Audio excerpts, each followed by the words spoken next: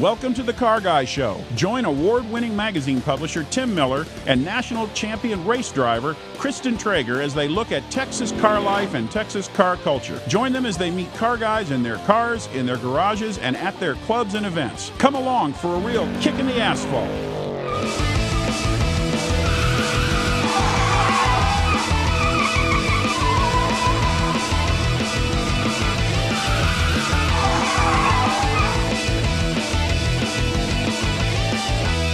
Welcome to the Car Guy Show. I'm your host, Tim Miller, and we have something for everyone this week. We check out an Italian car show, ride in a 51 Nash-Healy, and I throw down some vinyl and feed some Cobras raw meat. And of course, we meet some car guys along the way. First, we stop by Boardwalk Ferrari for their spring Concorso to see some Italian sheet metal, Italian horsepower, and of course, some good Italian barbecue. I'm Luke Betchner, and we're at Boardwalk Ferrari's 2014 Spring Concorso. Let's go take a look at some cars.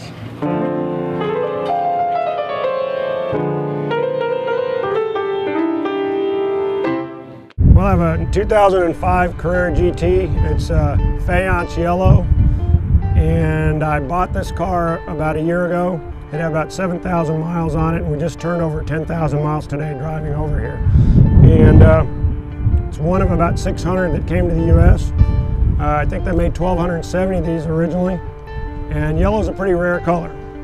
And so it's a wonderful car. It's basically a street legal race car. I like mid-engine cars. I had a Challenger Dolly for a while. I'm not a paddle shifter guy. I guess that was an affair I had for about 3 years. I sold that car. I had two Ford GTs, which are other very iconic mid-engine cars. So I actually traded my silver Ford GT for this car. It's considered a lateral move in terms of collectability. They're probably the last of the analog supercars are the Ford GT, probably the Viper, although it's produced in big numbers, and then the Carrera GT. Everything since then has been very digital in terms of dual face, clutches, paddle shifting, things like that. And I like a car that's more engaging, so I wanted a stick shift car. And these cars had kind of dropped in value for a while, and they're coming on strong again. People are realizing what wonderful cars they are. This event today is Boardwalk Ferrari Maserati's 8th annual Spring Concorso. It's a customer appreciation event where we invite people out.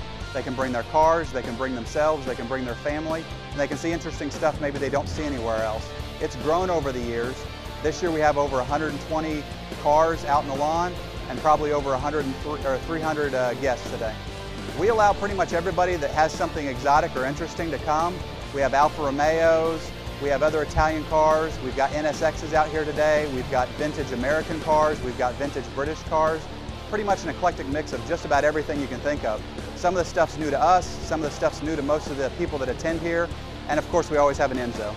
We do this show to let people know that we're active in the car community here locally in the Dallas-Fort Worth area. We want people to see what's out there. We also want people to have the opportunity to bring their classic cars or their special cars out. A lot of our customers say that they don't have enough things to bring their cars to. So by doing this, they can both show their car and have somewhere to take their car on a fun, sunny weekend.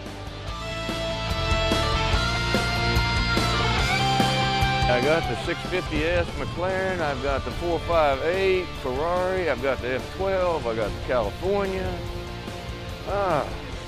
Goodness gracious. So far I think I'm up to 23 cars of Ferraris with Boardwalk and Maserati. And it's been, there's no better people than these people here.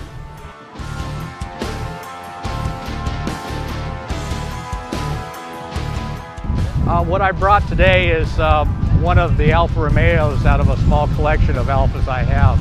It's a 1971 Montreal. They made about 4,000 of these.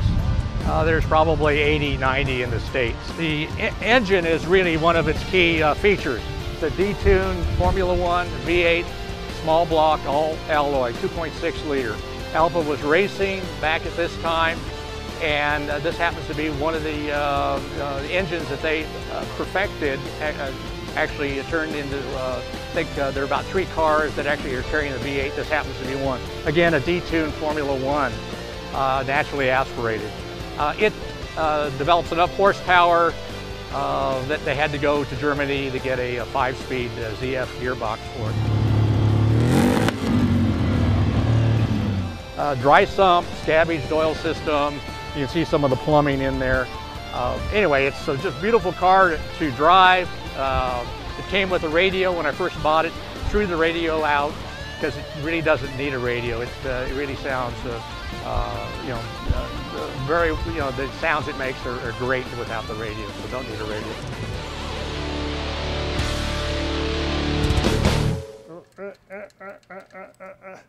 What do vinyl and worms have to do with muscle cars? Next, we investigate that sticky situation, so don't go anywhere. We'll be right back.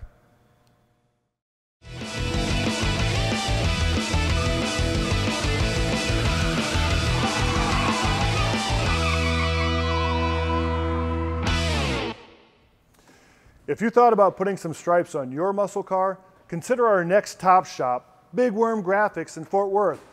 Watch as yours truly, I attach a few accents to a new 2014 Camaro. Not too shabby. Come on, check it out. Yeehaw! You know, car guys like to personalize their vehicles, and one of the ways of doing that is with vinyl graphics. We're in Fort Worth, Texas, not too far from Meacham Airport, at Big Worm Graphix. They specialize in vinyl graphics for muscle cars.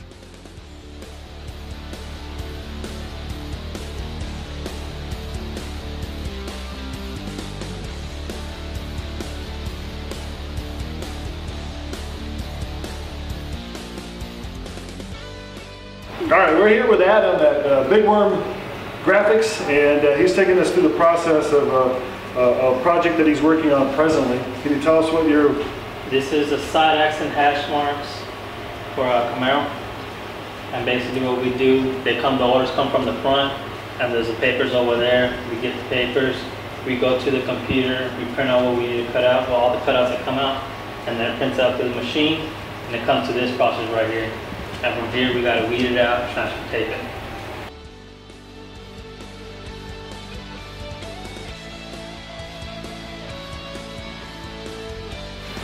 In addition to these the striping kits, you also do the lettering as well, right? Yes. So if anyone wants to put anything on their car, say if they want or whatever, ASS or LS or whatever, 3.5. And you can design those type of graphics as well. So later you'll be working on the car guy graphics for us to put in the cars? Yeah. I hope so. Everything is pre-cut for the seams of the doors, where the doors meet with the fender and the door would be at like an edge of the door and both ends of the door, basically. And everything's measured to its basically to the T, where you don't see any extra hanging off, or everything's pushed in where you don't see anything. So everything's pre-cut. All right, thank you very much, Adam. Let's well, you have to get the passenger side. Yes, sir. And it's just 2 more pieces, and then we'll go into start loading it up in the car. Or? Yeah. Okay. Great. That's all we need. This is where the magic happens. Look at that. Beautiful charcoal. Wow, I like that. That's awesome. Now we have to complete the other half on the door itself with the stripe. And we'll do that next. Pretty easy peasy if you ask me.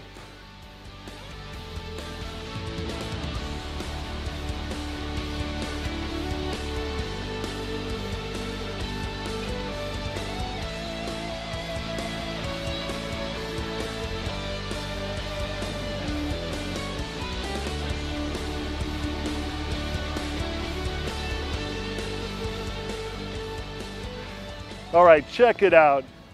It looks like a factory installed job, doesn't it? But it's not. I did it myself, which means that you can do it too. This is part of the packages that you can get from Big Worm Graphix for your Camaro, your Challenger, your Mustang, all the muscle cars. And it adds an element of style and coolness to the car itself. And that's why we like to consider Big Worm Graphix as our top shop for the Car Guy Show. So I'm out of here. I'm going to take this ride through the paces with my new stripes, man. I'm out of here.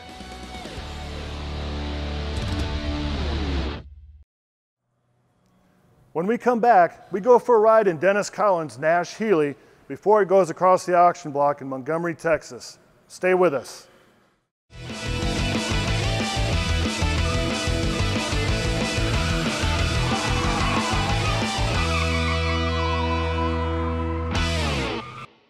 Dennis Collins is shipping his 51 Nash-Healy to the worldwide auctioneers Texas d'Elegance on Lake Conroe, and he's hoping for a six-figure payday.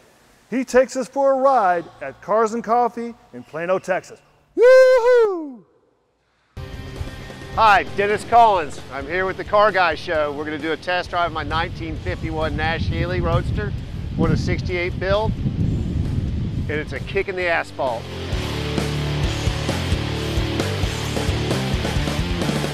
This was the exotic classic race sports car of its day. 1951, if you owned one of these, you were somebody. Most people have never seen one. Don't know what it is. Just got to do some research and teach them about it. First American sports car. Woo! Great day for a roadster ride. It's a good day to be alive here in the Nash-Healy. Gotta love it.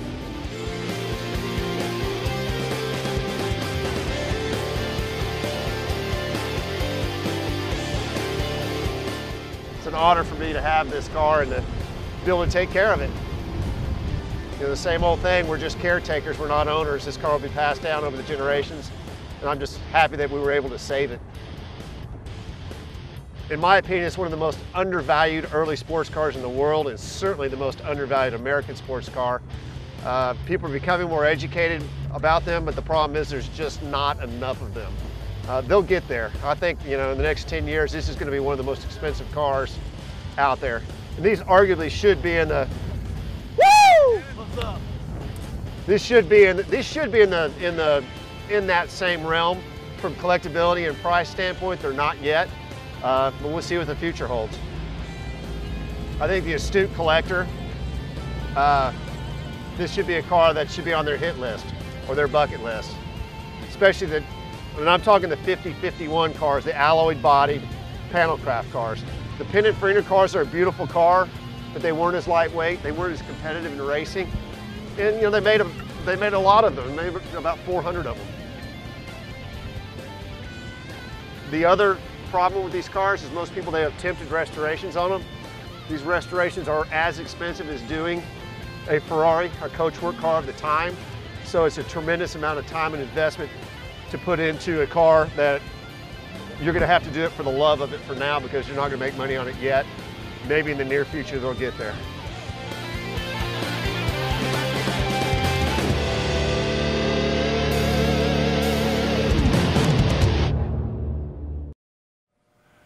Okay, we talked about worms earlier.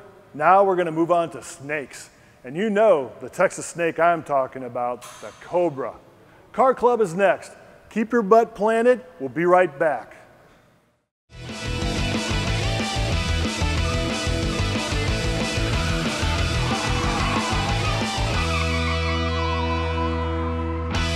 We meet with a few members of the Texas Cobra Club for lunch at Jakes Hamburgers over in Addison. And there we talk about big snakes and big horsepower.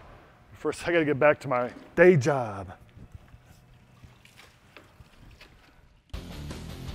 I'm Jay Nordstrom. I'm one of the founders of the Texas Cobra Club. This is the Dallas chapter. The first of every month, first Saturday of every month, we get together and cruise, do our cars, let people take a look, take pictures, have lunch. Just good friends. We live by the creed for this group is it's not about the cars, it's about the people.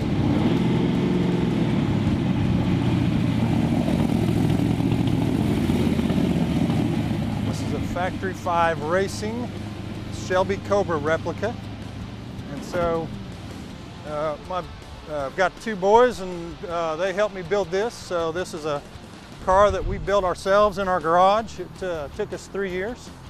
Set it up mostly for the track and did quite a few modifications for it that way. As you can see, we put a tilt front on it. The engine is a Ford Racing 427 Windsor. It's got Weber carburetors, and we added Willwood brake package and AccuSump and electric power steering, so it's all set up for the track. In fact, we were in San Marcos last weekend for the annual Texas Cobra Club meet and spent the afternoon at the Harris Hill Raceway getting in a lot of laps. So it's a lot of fun. It was a situation where me and my boys had an opportunity to do a family project and enjoyed building this very much. So did the body work and the paint and everything, so learned a lot about doing it. We never built a car before, but it was a situation where we just thought it'd be a lot of fun. So. This is a Shelby Cobra. It's a 65. It's a replica. It's a 427.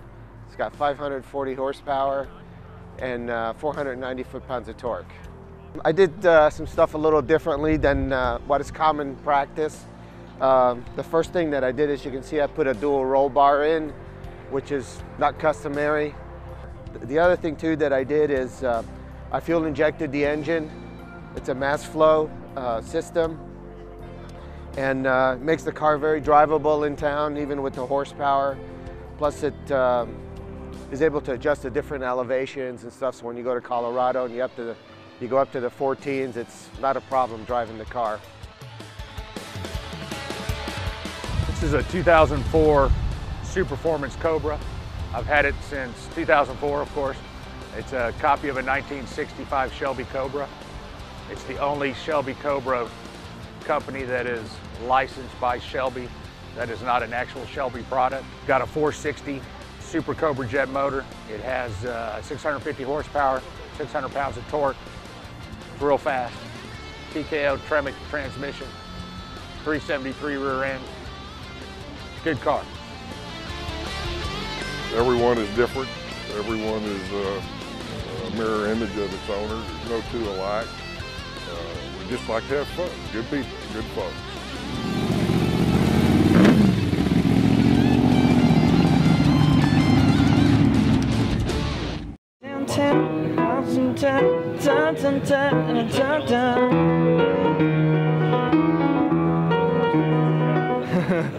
No, don't get that. That's an outtake. Hi, I'm Luke Betchner. Blah, blah, blah. Redo that one. All right, we're back here at Big Worm Graphix, and I'm preparing to install some, what the heck? You just told me and I just went through my brain and out. Side accent hash stripes. Say that again 3 times. Okay, we're back, and I'm at Worm. Side accent hash stripes. To show you now how to install the front accent hash stripes on this Camaro. Side accent hash stripes. Side accent. I know, side accent hash stripes on the front fender. Okay. First, we stopped by Boardwalk Ferrari for their annual spring Concorso to meet some Italian sheet metal, Italian horsepower, mother. God. What do vinyl and worms have to do with muscle cars? Stay tuned for more from the Car Guy Show. Ah! I almost fell.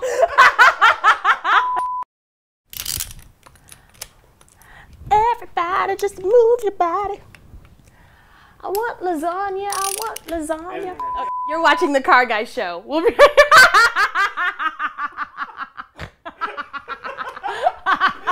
Okay, shut up.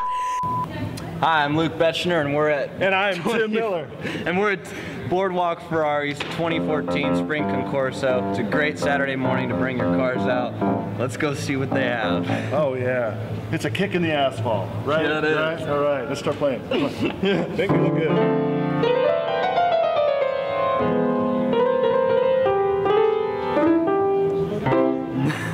Yeah, like it. Good job. Good job, man. Let's go check it out. Here's your host, Tim Miller. If you have a cool car and or garage and you'd like to share it with our viewers, please give us a call. We'd love to see what you've got. That's it for this show. Thanks for joining us, and I look forward to seeing you next week. Same Car Guy channel, same Car Guide time. And how the heck did I get, can you guys get me down? What's going on here?